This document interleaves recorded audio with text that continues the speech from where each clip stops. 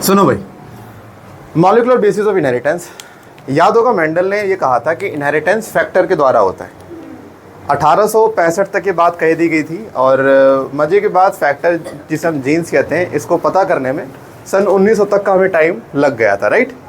यानी हमें मेंडल ने ये बताया था कि भाई साहब इनहेरिटेंस जो होता है वो एक स्पेशल यूनिट है जिसको हम क्या बोल रहे हैं, फैक्टर। यानी फैक्टर को माना गया था कि ये हेरिडिटी मटेरियल है। अब सवाल ये आता है फैक्टर का केमिकल नेचर क्या है। केमिकल नेचर का मतलब है ये चीज किस केमिकल से बनी है। भाई कुछ ना कुछ केमिकल तो होगा ना इसे बनने के लिए। केमिकल नेचर और we can say molecule level पे यानी मॉलिक्यूलर लेवल पे ये किस चीज की बनी है। और लेवल की बात कर रहे हैं तो लेवल सबके निकलेंगे उसके जो क्लास में आता रहेगा उसी को टॉपिक समझ में आएगा, ये ध्यान रखना।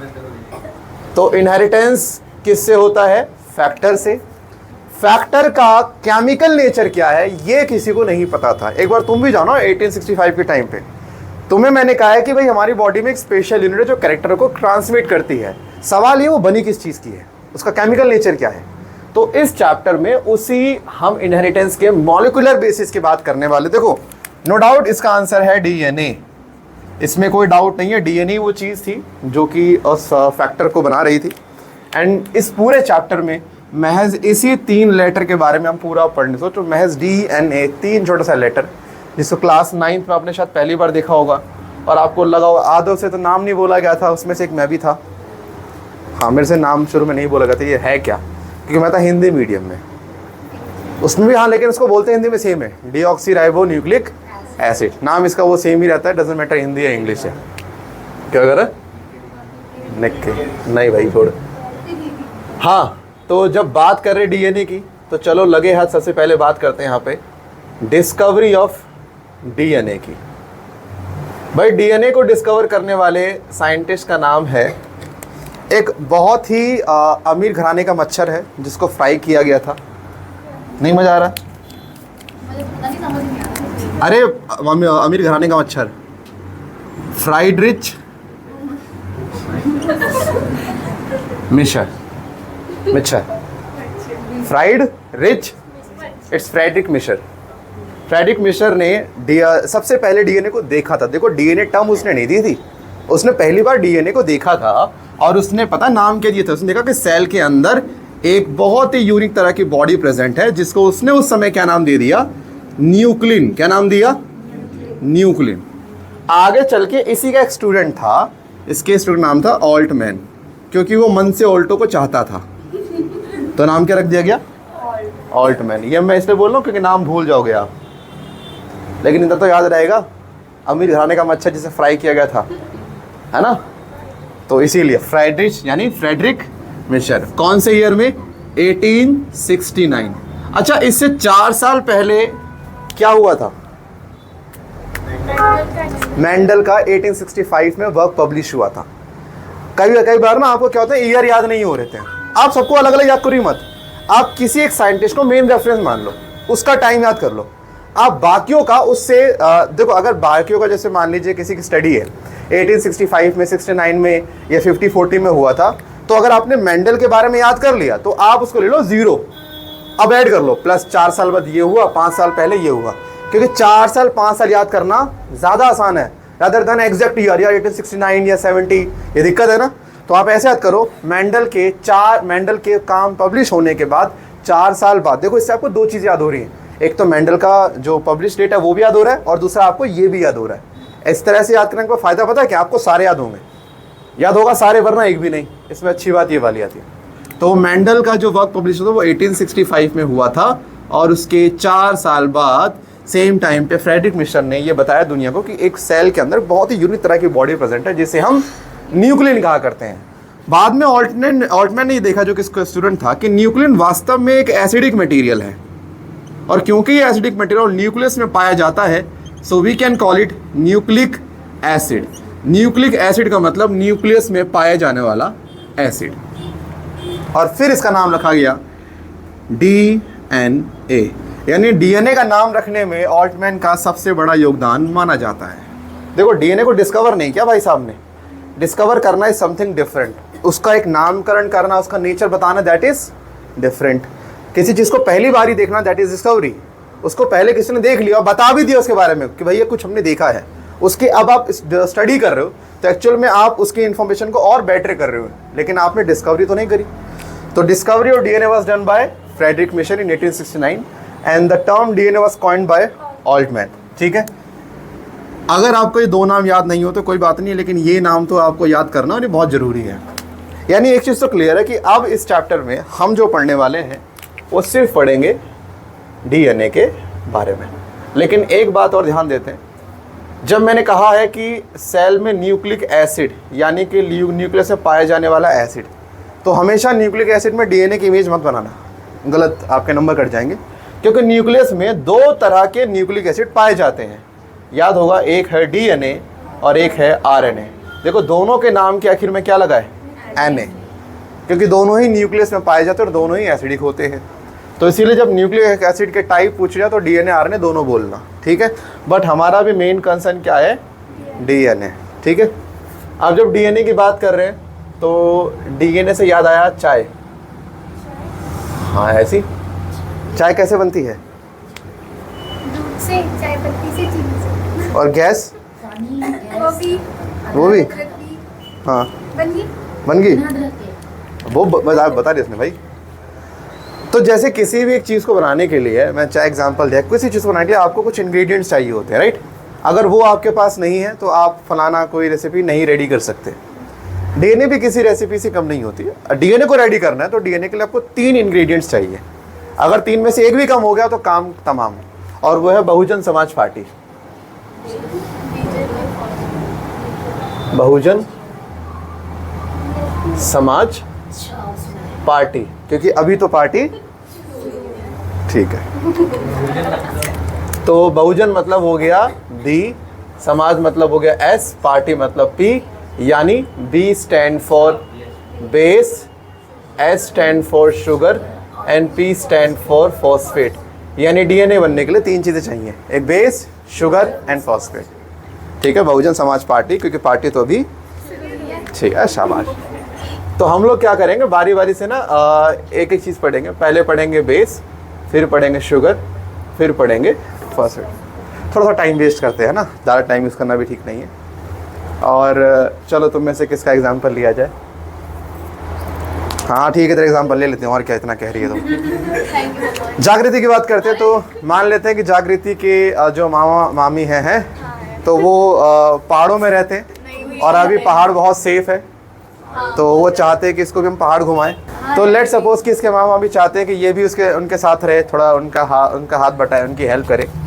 तो वो आते हैं दिल्ली और इसके घर में कहते हैं कि जी देखो ये तो बच्चे आपके घर फालतू बच्ची है, इसको आप हमें थोड़ी हमें दो, कि हमें नीड है, क्योंकि घर में हमारे पास काम वाली बाई अब नहीं है, वो अपने गई है कहीं गाँव गई है, तो हमें आपके बच्चे चाहिए, ठीक है। उन्होंने कहा ठीक है ले जाओ, कोई बात नहीं। तो अब इसके पापा को नहीं पता कि जागृति घर पे नहीं है। उसकी मम्मी से इसके मामा ने बात करी और इसको ले गए। अब इसके पापा आते शाम को बैठे हुए हैं, अब क्या है, खाना बन रहा, कुकर लगा पड़ा था, कुकर पे जैसे सीटी बजी तो इसकी मम्मी ने इसके पापा से कहा कि ए जी सीटी बंद कर दो। तो अब उन्हें पता है, सुनो, अब उन्हें पता है कि ये खाना बनाने का काम जो भी सारा किसका होता है, लेकिन जागृति तो है ही नहीं। तो इसके पापा क्या पूछेंगे कि जागृति कहाँ गई, तो वो क्या बोलेंगे कि इसके मामा मामी आए थे और इसको लेके निकल लिया ना। तो कह रहा चलो ठीक है, फिर मैं कुकर सीटी बंद कर देता हूँ।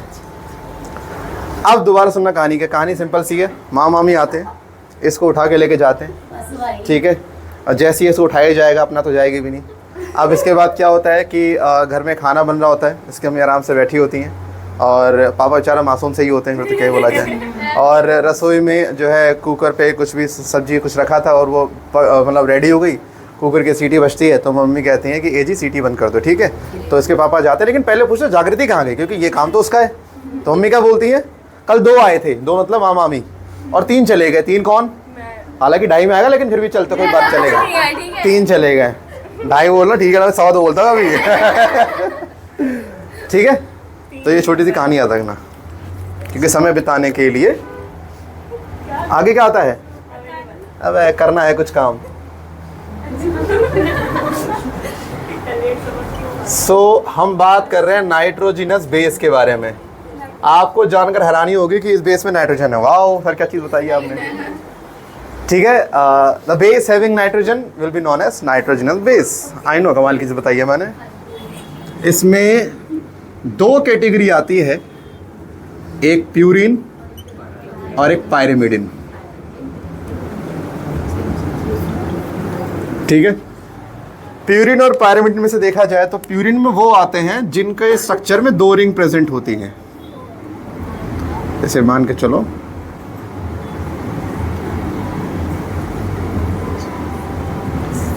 अब आपको लगेगा कि सर ये होमोसाइक्लिक रिंग है। होमोसाइक्लिक रिंग नहीं है ये। यहाँ पर नाइट्रोजन प्रेजेंट है, यहाँ पर नाइट्रोजन प्रेजेंट है, यहाँ पर भी नाइट्रोजन और यहाँ पर भी। बाकी जहाँ जहाँ पॉइंट रह गए वहाँ वहाँ पे, अरे भाई बातें बाद में कर लियो। कार्बन कार्बन केमिस्ट्री में आपने पढ़ा होगा। अगर मान के चलो मैं साइक्लोहेक्सेन की बात करता हूँ, अगर एक रिंग के अंदर सारे एलिमेंट एक जैसे हैं, एक रिंग के अंदर, रिंग के बाहर की बात कर ही नहीं रहा, अगर एक रिंग के सारे एलिमेंट एक ही कैटेगरी से बिलोंग करते हैं तो ऐसे रिंग को बोलते हैं होमोसाइक्लिक रिंग। क्या बोलेंगे? लेकिन क्या हो अगर मैं यहाँ पर बात करूँ तो देखो इस साइकिल के अंदर कार्बन कार्बन बीच में क्या आ गया, यानी एक से ज़्यादा टाइप का एलिमेंट यूज़ हो रहा है यहाँ पर। तो अगर एक से ज़्यादा टाइप का एलिमेंट देखो यहाँ भी और यहाँ दोनों में, तो ये किस तरह का कंपाउंड हो गया? हेट्रोसाइक्लिक। और आपको जानकर हैरानी होगी कि प्यूरिन हो या पायरिमिडिन, ये दोनों हेट्रोसाइक्लिक रिंग से बने होते हैं। लेकिन पता आपने केमिस्ट्री में आज तक सिर्फ होमोसाइक्लिक रिंग पढ़े हुए हैं आपने, हमेशा आपने होमो पढ़े हैं, बेंजीन हो या कुछ भी पढ़ा आपने, हमेशा होमो। आप हेट्रो पे कभी गए ही नहीं हो, रेयर ही केस में आपने कभी शायद पढ़ा होगा। तो हम यहाँ पे हेट्रोसाइक्लिक रिंग की बात कर रहे हैं। और देखो यहाँ पे डबल बॉन्ड भी अगर कार्बन के 4 बॉन्ड कर रहे हैं, नाइट्रोजन के 3 कर लेना। ठीक है, ऐसे कर लेना, ऐसे कर लेना, ऐसे कर लेना और ऐसे कर लेना ना, 4 हो जाएंगे। बात करते हैं पायरिमिडिन की, तो इसमें सिर्फ एक सिंगल रिंग आता है। ये इसमें यहाँ पर नाइट्रोजन और यहाँ पर नाइट्रोजन। ठीक है, यहाँ पे लगा लेना ऐसे और ऐसे। बाकी ठीक है, पूरी देख लें, चेक कर लें बाद में आराम से। तो यहाँ पर सुनो, 1 2 3 4 5 6 ये नंबरिंग है इनकी। यहाँ पर बात करते हैं 1 2 3 4 5 6 7 8 9। पता ना 6 ये नहीं आएगा, पहले रिंग पूरी होती है, देन हम सेकंड वाले पे जाते हैं। अगर आपसे पूछा जाए प्यूरिन में कौन कौन से नंबर पे नाइट्रोजन है, एक तो पॉइंट नंबर 1 पे नाइट्रोजन है, 3rd पे नाइट्रोजन है, 7 और 9। यानी प्यूरिन के इन 4 लोकेशन पे नाइट्रोजन आपको पड़ी मिलेगी। जबकि पायरिमिडिन पे सिर्फ 2 ही जगह नाइट्रोजन मिलेगा। कहाँ? 1 और 3, यानी यहाँ पर 1 और 3 पॉइंट पर ही आपको नाइट्रोजन मिलेगा। एक चीज़ तो क्लियर है, प्यूरिन के पास डबल अमाउंट ऑफ नाइट्रोजन है, while pyrimidine has half number of nitrogen as compared to purine. एक चीज़ और, nitrogen add basicity in a compound, right? यानी इसकी ज़्यादा बेसिसिटी, इसकी कम बेसिसिटी है। ठीक है, अच्छा अब यहाँ पर मैंने बात कर ली। अब इसमें पता है 2 हम पढ़ने वाले हैं, शो बेस की बात करेंगे, एक बात करेंगे एडेनिन की, एक बात करेंगे ग्वानिन की। दोनों का रॉ स्केलेटन बिल्कुल सेम आएगा, बिल्कुल सेम। मतलब ये समझो आप, दोनों का रॉ स्केलेटन बिल्कुल सेम बनाना।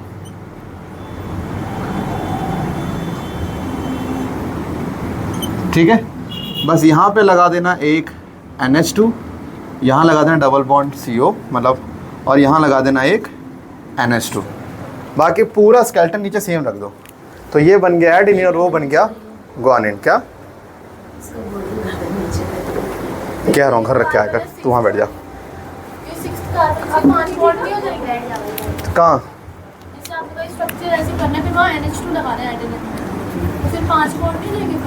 हटा दे फिर। हाँ हाँ, रूल सिंपल रखना आप लोग। ठीक है, कार्बन के 4 बॉन्ड, नाइट्रोजन के 3 बॉन्ड, बाकी आप ये डबल सिंगल भर लोगे आराम से। देखो दोनों का रॉ स्केलेटन बिल्कुल सेम है, फ़र्क किसका आ गया, इसमें NH2 आ गया और वहाँ पे NH2 चला गया पैरा पे, और यहाँ इसको क्या बोलते हैं, ऑर्थो, नहीं इसको पैरा, उसको क्या, उसको क्या, मेटा, ठीक है।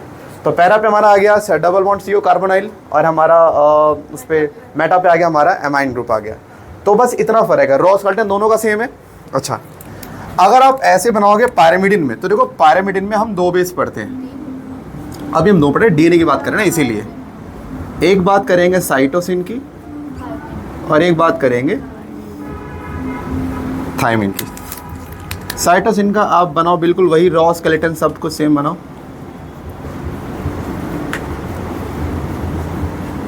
NH2 लगा दिया, बन गया साइटोसिन, यही सेम यहाँ बना देना। अगेन भाई ये साइक्लोहेक्सेन नहीं है, मैं नाइट्रोजन मतलब बना नहीं रहा, लेकिन आप बना लेना, ठीक है। रॉस के सेम रखना, सेम स्ट्रक्चर, यहाँ पे डबल बॉन्ड हो और यहाँ पे लगा देना मिथाइल ग्रुप है, क्या बन गया, थायमिन। अब एक नई बात सुनो, पायरामिडिन में एक्चुअली में 2 नहीं 3 तरह के बेस आते हैं। जो तीसरा बेस है वो है यूरेसिल।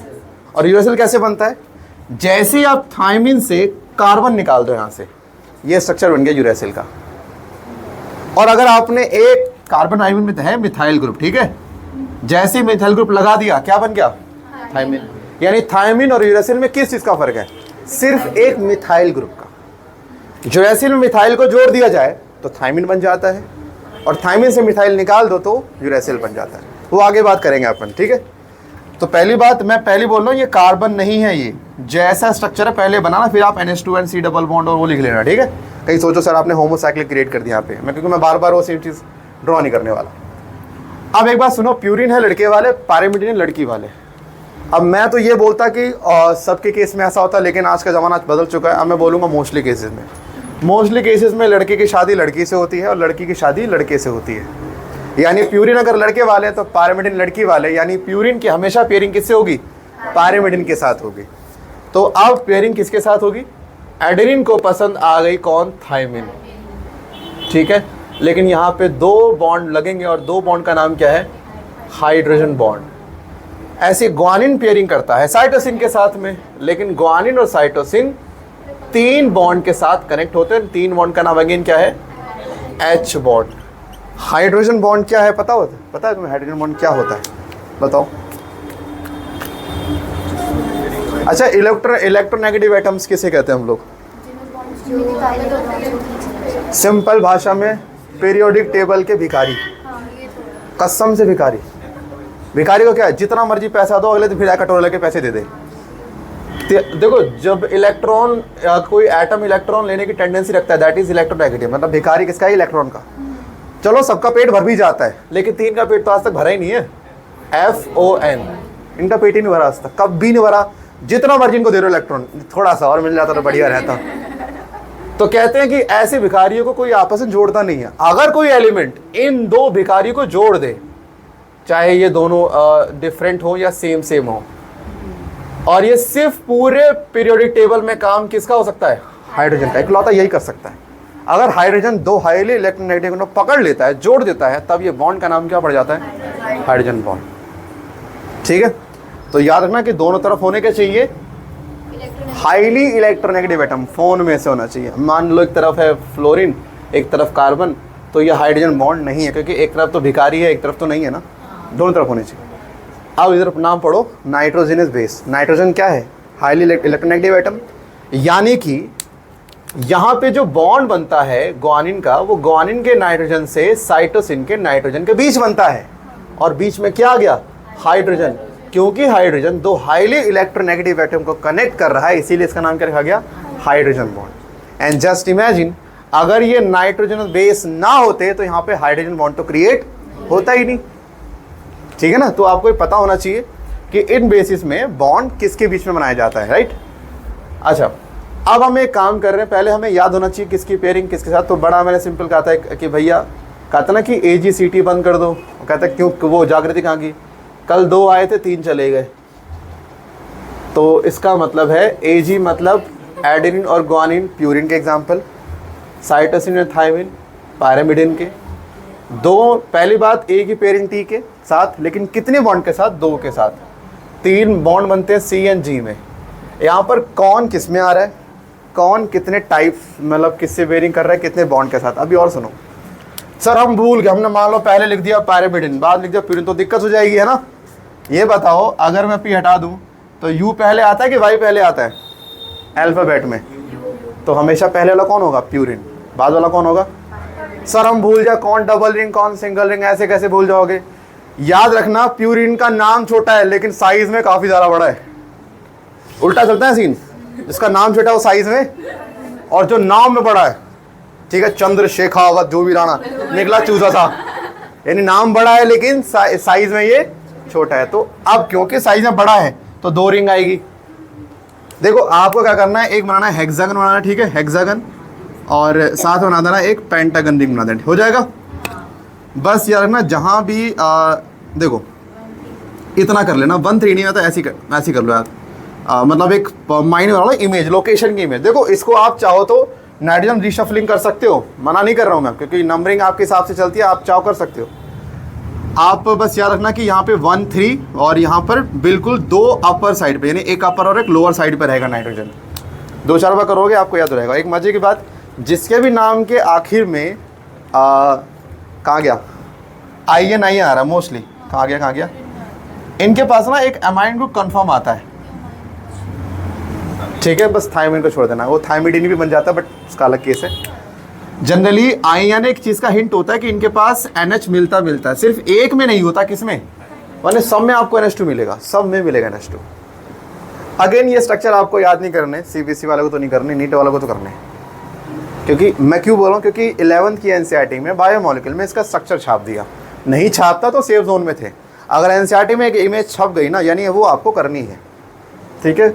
बाकी प्रैक्टिस करोगे तो आप कर लोगे, ऐसा कोई मुश्किल वाली बात नहीं है। हाँ भाई, इसमें याद हो गया कौन किस में आता है। दोबारा AGCT बंद कर दो, क्योंकि कल 2 आए थे 3 चले गए। AG मतलब एडेनिन ग्वानिन साइटोसिन थायमिन, पहले वाला प्यूरिन मान ले तो भूल जाते हैं, तो प्यूरिन और पायरिमिडिन लिखेंगे, पी कट करेंगे, U एंड Y, U पहले आता है तो पहले वाला कौन सा हो गया? प्यूरिन, बाद वाला पायरिमिडिन। फिर अगला बता रहा आपको पेयरिंग किसके साथ और कितने बॉन्ड के साथ।